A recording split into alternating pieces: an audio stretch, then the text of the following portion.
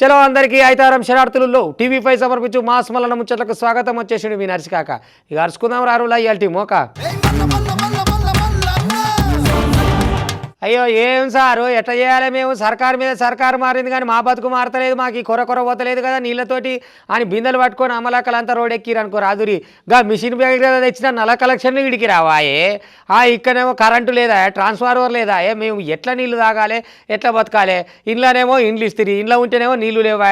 మరి వచ్చిన సర్కారు పట్టించుకోదా, పోయిన సర్కారు పట్టించుకోదా, ఎవరు పట్టించుకోకపోతే ఎక్కడ దేవుడా ఏం కథ అని ఏడికోవాలి ఏం సంగతి అని అమలక్కలంతా రోడ్ ఎక్కిరు అనుకో రాదురి. ఒక్కపారు చూద్దాం రా ఐతారం గోలిగా వాళ్ళ అవస్థ ఎట్లున్నదో. వామ్మో అసలే ఎండాకాలం వానలు లేవా, ఇన్నో అన్నో నీళ్ళు ఎత్తుకొచ్చుకున్నందుకు కష్టతరమేనా. ఇక మేము ఎట్లా చేయాలి అనుకుంటా ఇక చూడు ఎట్లా చేస్తారో పాపం. మంచినీటి సమస్య, మంచినీటి సమస్య, మంచినీటి సమస్య. రెండేళ్ల కాంచెల్లి బగ్గ తిప్పలు పడుతుండ్రట. ఇండ్లైతే ఇచ్చిండ్రు గాని నీళ్లు లేవు, ఎట్లా బతకాలి అని చెప్పి రోడ్ల మీదకి వచ్చిండ్రు బిందెలు పట్టుకొని. జయశంకర్ భూపాలపల్లి జిల్లా కాడ జిల్లా కలెక్టర్ కార్యాలయం ముంగట ఖాళీ బిందెలతోటి వేషలపల్లి డబుల్ బెడ్రూమ్లకు చెందిన 544 కుటుంబాలు గీ తీరుగా నిరసనకు దిగినయుల్లా.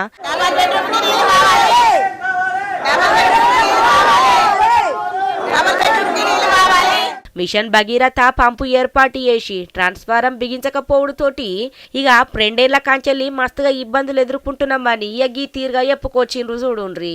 ఇక మరి ఇల్లుండి నీళ్లు లేకపోతే ఎట్లనులా, నీళ్లు లేకపోతే రోజు గడతాది. రెండేళ్ల కాంచెల్లి అట్లనో ఇట్లనో నెట్టుకత్తుండ్రట.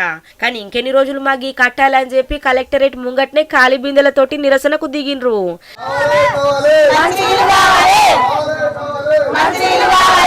గతంలా కలెక్టర్ కు మున్సిపల్ కమిషనర్ కు ఎన్నిసార్లు ఫిర్యాదు చేసినా పట్టించుకోలేదని బగ్గ బాధపడకచ్చిండ్రు. ఎమ్మటనే మా సమస్య పరిష్కరించి మాకు న్యాయం చేయాలని డిమాండ్ ఎత్తుండ్రు గమాండిగా. లేకపోతే ఊకునేదే లేదు, ఈడనే కూర్చుంటాం ఖాళీ బిందెలు పట్టుకొని అని చెప్పి మొత్తానికైతే గీ తీరుగా నిరసనకు దిగిండ్రు. మంచినీటి సమస్య, మంచినీటి సమస్య, మంచినీటి సమస్య. మరి తాగేతందుకు నీళ్లు లేకపోతే ఎంత తక్లీఫ్ అవుతుంది చెప్పుండ్రి. బిందెలు పట్టుకొని ఎంత దూరం అని నడుచుకొచ్చి ఎత్తుకచ్చుకుంటారు. గవన్నీ పెట్టితే గల సమస్యలు పరిష్కారం అవుతాయి కదా అని చెప్పి అనకత్తున్నారు మరి వాళ్ళకి ముచ్చట మీద.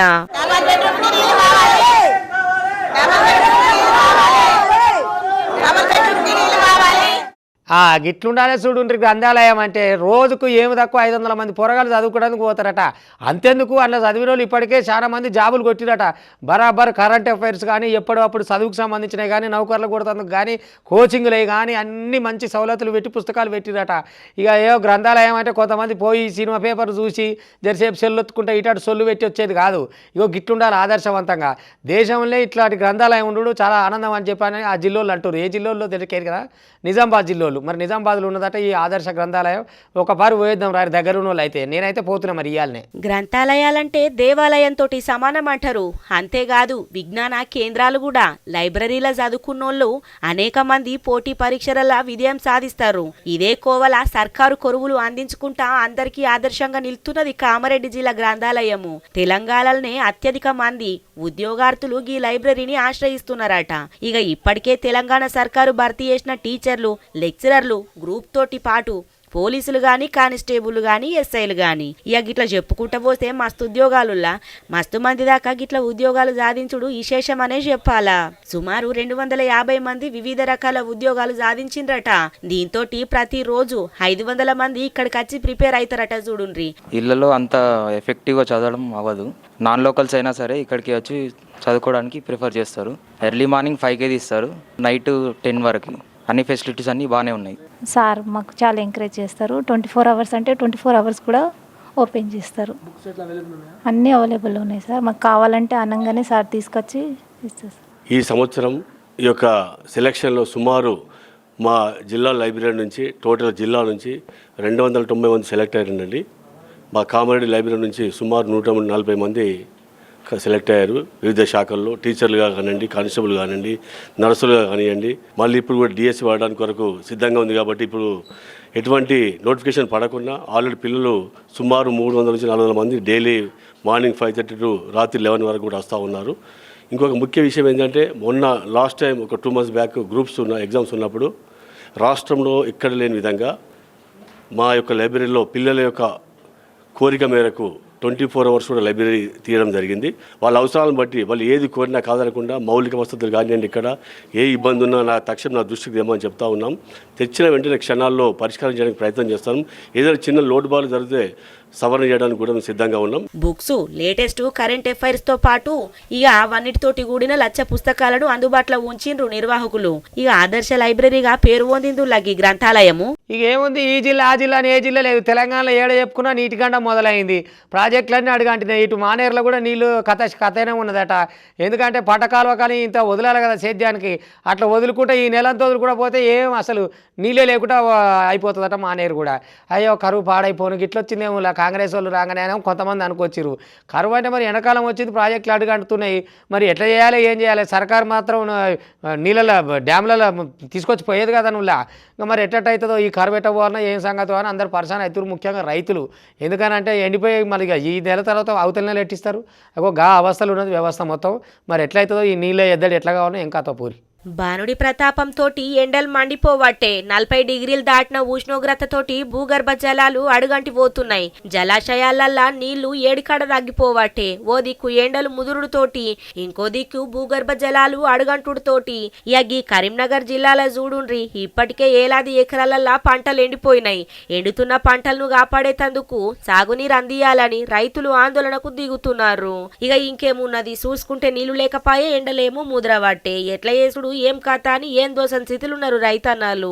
ఇక జలాశయాలలో ఉన్న నీళ్లను ఆఖరికి ఆయకట్టుకు అందేటట్లు సర్కారు ప్రయత్నం చేస్తున్నది గాని ఎట్లయితుందో చూడాలే. మరి వేసవి ఎండలు మండిపోతున్నాయి. భూగర్భ జలాలు అడుగంటి వేసిన పంటలు ఎండిపోయే పరిస్థితులు ఏర్పడుతున్నాయి. జలాశయాల్లో నీటి మట్టం కూడా క్రమంగా తగ్గుతుంది. ప్రస్తుతం మనం లోయర్ మానేట్ డ్యామ్ అంతర్భాగంలో ఉన్నాం. లోయర్ మానేట్ డ్యాంలో 24 టీఎంసీల నీటి నిల్వ సామర్థ్యం గల డ్యాంలో ప్రస్తుతము 9.46 టీఎంసీల నీరు మాత్రమే ఉంది. అయితే రోజుకు 1/2 టీఎం చొప్పున నీటిని దిగువనున్నటువంటి ఆయకట్టుకు విడుదల చేస్తున్నారు. విడుదల చేస్తుండడంతో రాబోయే వేసవిలో, అంటే మండు వేసవిలో ఏప్రిల్ మే వరకు నీళ్లు కూడా పూర్తిగా తగ్గి తాగునీటికి కూడా ఇబ్బందులు ఎదురయ్యే పరిస్థితి. భారీగా నీటిని పంటలకు విడుదల చేసుడుతోటి జలాశయాలల్లా నీటి మట్టాలు ఏడికడబడిపోతున్నాయి. కరీంనగరం కాడున్న లోయర్ మానేర్ డ్యాం నుంచెల్లి రోజుకు టీఎంసీ నీళ్లను ఆయకట్టకి విడుదల చేస్తాన్రట. ఇక గిదే తీరుగా నీళ్ళని విడుదల చేస్తే మార్చి మాసం దాకా ఎల్ఎండి ఏడారిని తలపిత్తదని చెప్పి ఇక మొత్తానికైతే పరిస్థితులు చూపిస్తున్నాయి. ఏమేమో మా ఏరియాలో దుకాణం పెట్టినావు, మంచిగానే నడుస్తున్నది. బిర్యానీ సెంటర్ దమ్ నడుస్తున్నది కదా, దమ్ బిర్యానీ. మరి మేము లోకల్ లీడర్లో ఉన్నాం, మమ్మల్ని చూసుకోవాలి కదా, మమ్మల్ని దేకాలి కదా. మరి జనంత నజరాన మాకు కూడా పంపాలి కదా. ఇక్కడ దందా చేస్తున్నప్పుడు మాది కాదంటే మళ్ళీ నీకు ఇబ్బంది ఉంటుంది అని చెప్పని వాళ్ళు అన్నారట. వాళ్ళంటే కాదా, నేను కష్టపడుతున్నా, అమ్ముకుంటున్నా, 4 రూపాయలు వస్తేనే నా సావేదో నేను చేస్తున్నా, మీకెందుకు ఇవ్వాలి పైసలు అన్నట. అవ్వా లోకలలో ఉన్నాం, ఏమనుకుంటున్నావు, మాకెందుకు ఇవ్వాలంటావు, చూస్తావా మా సత్తా ఏందని చెప్పి ఆ బిర్యానీ బాగోండీలు బిర్యానీ సెంటర్ని ఆగమాగం చేసి ఎక్స్చేంజ్ చేసిరట. ఇక గిసొంటి వాళ్ళు ఉన్నారు, ఇవాళ రేపు పుణ్యానికి బతుకుదామని. ఏమి దందావా మీ దందా, ఆయన ఏదో బిర్యానీ నడుపుకుంటే మీకు పుణ్యానికి అన్న పైసలు, అదేదో మరి మీరే పెట్టుకొని నడుపుకోపోయిరా లోకల్ వాళ్ళు.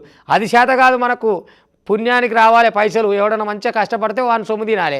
అగో గట్లున్నారు ఇవాళ రేపట్ల నాయకులు చూడు. మళ్ళీ లోకల్ లీడర్లు అట, లోకల్ లీడర్లు ఏం లోకల్ లీడర్లు ఇట్లా లేకి లీడర్లు ఉన్నారు. మీరు కండ్లమంటే తనమంటే గిది కాదా అనుల్లా. బిర్యానీ సెంటర్ బగ్గ నడుతున్నదని అక్కడనే ఉన్న నాయకులు పైసలు డిమాండ్ చేసిండ్రట.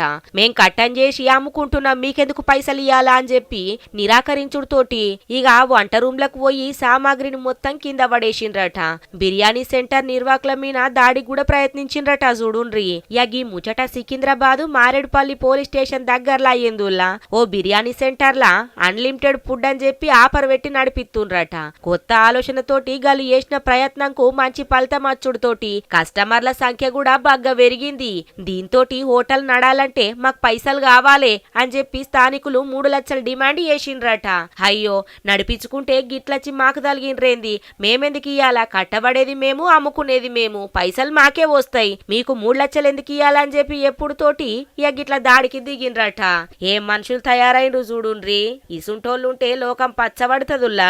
ఇక ఇందుకు వాళ్ళు ఒప్పుకోకపోవడుతోటి ఇక మందు దాగచ్చి ఇష్టం వచ్చినట్టు అంట రూమ్ లా ఎట్లా దాడి చేసిండ్రో చూసిండ్రు కదా. అంట సామాగ్రి మొత్తం కింద పడేసి నానా హంగామా చేసిండ్రు. ఇక మొత్తం సీసీ కెమెరాల రికార్డ్ అయిందిలా. ఇగో ఎవరిదన్నా బర్త్డే జర జర జర ఉంటుంది కదా, వాళ్ళ బర్త్డే అయింది అనుకో, మనం ఏం చేస్తాము, కేకును కోస్తాం, అంటే దావత్ ఏదైనా మేకను కోస్తాం చేసుకుంటాం కదా, మరి అదే మేక బర్త్డే చేసి దానికి కేక్ ఓపిస్తే ఎట్లుంటుంది? అగో గీడ గదే అయింది అనుకో రాదురి. మేకపోతు జోరుగున్నది, మా ఇంట్లో పెరిగింది, మా ఇంట్లో పుట్టింది, మేము దాన్ని ప్రేమతో ఉంచుకుంటున్నాం అని ప్రతి ఏడు మేకపోతుకు బర్త్డే చేస్తున్నట్ట. 3వ ఏడాదికి వచ్చింది. ఇక దాని ఓనర్ ఉంటాడు కదా ఆయన మళ్ళీ కేక్ కట్ చేయించుకుంటా హ్యాపీ బర్త్డే మేకపోతు అని చెప్పిండట. ఓ అమ్మో ఈ కథ ఇంద్రు మేకపోతుకు బర్త్డే ఏందని ఊరోళ్ళంతా ముద్దుగా చూడబోయిరట.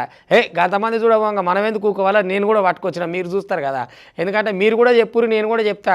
హ్యాపీ బర్త్డేనే మేకపోతు, మరి నీకు ఏం పేరు పెట్టిడో మీ ఓనరు నాకు అద్దెలు ఒక పాయ, కానీ ఆ కేక్ అయితే నవ్వులేవు గడ్డి అనుకోని అంత చల్లగా ఉంటుంది పాయ, మళ్ళీ వెనక సీరి నీ మూత అంత ఆగమవుతుంది. సుమా మీ ఓనర్కి ఇంత పెట్టు.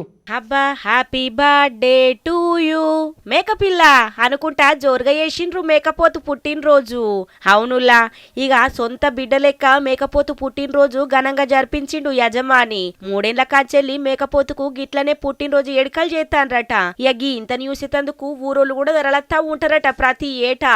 మేకపోతు బ్రతుకున్నంత దాకా గిట్ల ఘనంగా వేడుకలు జరుపుకుంటామని చెప్పుకొత్తాన్రుగా ఇంటోళ్ళు. మరి అనంతపురం జిల్లా కళ్యాణదుర్గం మండలము బోయలపల్లిల మేకపోతుకు 3 ఏళ్ల కాంచెల్లి గా యజమాని శాకలి వెంకటేశులు కుటుంబ సభ్యులతోటి ఇరుగు పొరుగుల అందరిని పిలిచి కేక్ కోసి ఫ్లెక్సీ పెట్టిపిచ్చి ఇక మేకపోతుకు కేక్ తినబెట్టిండ్రు. ఈ వింతను చూసేటందుకు గా ఊరోళ్ళు బండిగా వచ్చిండ్రు చూడుండ్రి. ఇక వాళ్ళ ఇంట్లోనే తన మేకపోతుకు 2 పిల్లలు పుట్టినాయట. గన్లా ఒకదాన్ని అమ్మేయంగా ఇంకొకదాన్ని కన్న బిడ్డ లెక్క పెంచుకొని వాళ్ళతోటి కలిసిపోయిందట. ఇక మా కన్న బిడ్డ లెక్క చూసుకుంటున్నాము, గందుకే పుట్టినరోజు జరుపుకుంటున్నామని కూడా చెప్పుకొస్తుండ్రు. మేకపోతు బ్రతుకున్నంత దాకా ఘనంగా గిట్ల జన్మదిన ఏడుకలు జరుపుకుంటామని యజమాని వెంకటేశులు చెప్పుకొచ్చిండు చూడుండ్రి. ఇక మనం కూడా చెప్పుదాముల్లా మాస్ మల్లన ముచ్చట తరపుల కాంచెల్లి ఇక హ్యాపీ బర్త్డే మేకపోతు అని చెప్పి. ఆయన మందకు మందే వచ్చి ఇక ఊరి మీద పడితే చూడు, ఆ ఊరోళ్ళు అదురుకొని బెదురుకొని సెల్ఫీలు తీసుకుంటే అధికారులకు ఆ అభ్యర్థన పెట్టుకుని ఎట్లన్నా చేసి మా ఊర్లోకి వెళ్ళి ఎలగొట్టరా ఈ పెద్ద పెద్ద ఏనుగులు బుడ్డ ఏనుగులు అన్నీ మా ఇండ్ల పోయింటి పంటల పోయింటి చేనుల పోయింటి చెట్ల పోయింటి వచ్చి చిల్లం కళ్ళం చేస్తున్నాయి. మేము ఎట్ట చేయాలి ఏం చేయాలి, ఇక లాభం లేదు అధికారులారా, మీరే ఏదైనా ఆలోచన చేయండి. మరి సప్పులు చేస్తారా, బాంబులు వేలుస్తారా, పటాకులు కాలుస్తారా, కానీ ఊళ్ళోకి అవి రాకుండా కంచెలు కడతారా కట్టురు, కానీ మాకైతే చాలా ఇబ్బంది ఉందని చెప్పని ఆ ఊరోళ్ళు అంటున్నది. ఇక కొంతమంది పోరగాలేమో దగ్గర నిలబడి సెల్ఫీలు కొట్టుకుంటారు. ఆయన మీద పడితే అప్పుడు తెలుస్తుంది కథ. తొండంతో ఒక్క నెత్తి మీద వేసింది అనుకో డిప్పు అంటది. అగో కొంతమంది పొరగాలు చూడు సెల్ఫీలు దగ్గర పోయి తీసుకుంటారు. ఒక ఆయన అయితే మాట్లాడుతుండు దాంతో ఆటలు గట్లా ఆడుతురు. మరిగా గిట్ట చేస్తే అవి కూడా ఊకుంటాయా, గట్లుంటుంది కథ. మరి అబ్బర బిడ్డో బాగానే నచ్చినట్టున్నది కదా గీ పంట పొలాలు, పొమ్మంటే అసంటనన్న పోతలేవు. శ్రీకాకుళం జిల్లా కొత్తూరు మండలము వనప ఊరుకాడ పంట పొలాలల్లా తిష్టేసుకొని కూసున్నదులో ఏనుగుల గుంపు. మోటార్ పంపు సెట్లు, మొక్కజొన్న పంట, చెరుకు పంట, అరటి పంట, క్యాబేజీ పంట, ఇక ఎప్పుకుంటా పోతే ఒకటా రెండా ఏముంటే గాది ధ్వంసం చేసినాయని రైతులు మస్తుగా బాధపడుతుండ్రు. మరి చేతికొచ్చిన పంటని తొక్కుకుంటా పోతే రైతులకు కలుక్కు మనదానుల పానంలా ఏనుగుల సంచారంతో అడలిపోతుండ్రు పాపంగా వనప ఊరోళ్ళు. అటవీశాఖ అధికారులకు ముచ్చట చెప్పుకొచ్చిండ్రట. ఇక అప్రమత్తమైన అటవీశాఖ అధికారులు ఏనుగుల కదలిక మీద జనాలు అప్రమత్తంగా ఉండాలని గల్లకు చెప్పుకొచ్చిండ్రు. అధికారులు ఎమ్మటనే స్పందించి ఏనుగులను అటవీ ప్రాంతానికి తరలించాలని ఊరోళ్ళు కోరుతున్నారులా. 1 కాదాయే 2 కాదాయే గుంపు గుంపత్తే మరి భయం కాదా రైతన్నలకు? ఎప్పుడు పడితే అప్పుడు తోటలోనే ఉండే మనుషులాయే వెనకకెంచెత్తి దాడి ఎత్తే ఏం కథనులా పంట వాయే పానం వాయన్న కాడికి రాదా మరి? అయిపోయా మార్చి మామిడి పూత అనుకుంటేనే ఎండలు కూడా మెండుకు వచ్చినాయి అనుకో రాజేరి, నిండుకు వచ్చినాయి దండికి వచ్చినాయి. ఆ ఎండల బయటికి ఇట్టు వెళ్తాం అంటే ఈ పక్కన వలిగినట్టే. వామ్మో మార్చి నెలలో ఇట్లా ఏప్రిల్ మే జూన్ వరకు అయితే ఇక కష్టమే ఉంటుంది అనుకో రాజురి. గంత కథకాడికి వచ్చింది ఎండలు. ఈ రాష్ట్రం ఆ రాష్ట్రం అని ఏం లేదు, దేశం అంతా రోడ్లు దంచినట్టు దంచుతున్నాయి అనుకో రాజురి. ఇంకా రోహిణి కార్తీ రానే లేదు, రోహిణి కార్తీలనే రోడ్లు అడిగి ఎండలు కొడతాయి అంటారు. మరి ఈ దశలనే గిట్లా కొడుతుందంటే ఆయాలట వరకు మరి ఇంకెట్లుంటుందో ఆయన. పైలంగా పోరి టోపీలు కొనుక్కొని చెత్తిర్లు పెట్టుకొని నిమ్మలంగా ఉండురి, ఎండలకు అడగలే బుడ్డపొరగల తిరగనీయకూరి.